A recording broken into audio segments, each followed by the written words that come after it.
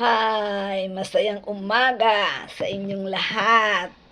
Ito na naman ang mapag-eksperimento niyong kumaring Lina, Tita Lina, Lola Lina. Bagong eksperimento na naman ang gagawin ko ngayon. Ito, ubas na pula at saka raspberry. Ayan, oh, hinugasan ko na yan. At saka naman ngayong gagawing fruit juice. Oh.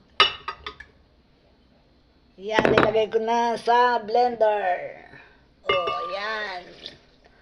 At maghihiwa naman tayo ng iba pang mga prutas na isasama natin. Yes. Ito